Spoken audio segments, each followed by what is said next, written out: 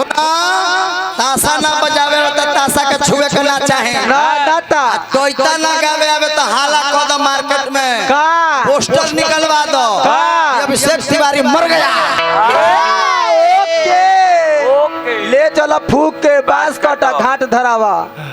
चैत महीना खत्म हो जाए तो फिर पोस्टर छपवा दो कि अभिषेक तिवारी जिंदा हो गया। कैसे तो लोग कहे कि कैसे रे तो अभिषेक कहे कि हम 1 महीना खाते कोमा में चल गए। कहाँ धरी छितनी कहाँ धरी साग रे गुड्डू हलचल बोला मुँह मार ले मोटकी तो लौटल इनकर भाग।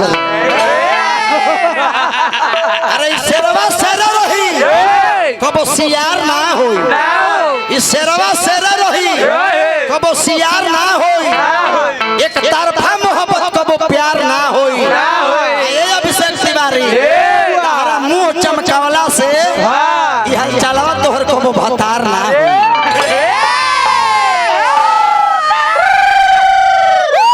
बहुत गोली मारबो बहुत गोली मारबो सुन ले रे मुसो। ऐसा कोई जिला नहीं जो गुड्डू हलचल जादव से हिला नहीं।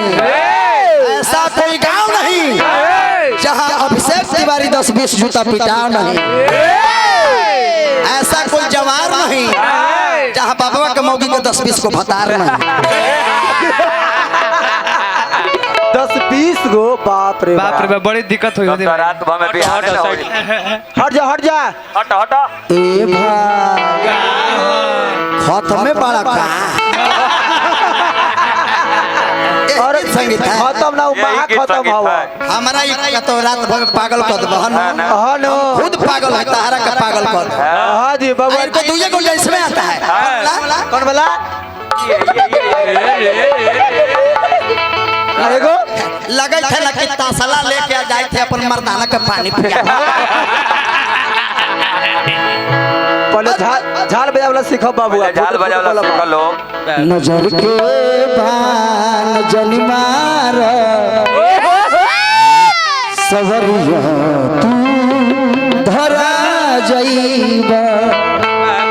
नजर के बान जनिमार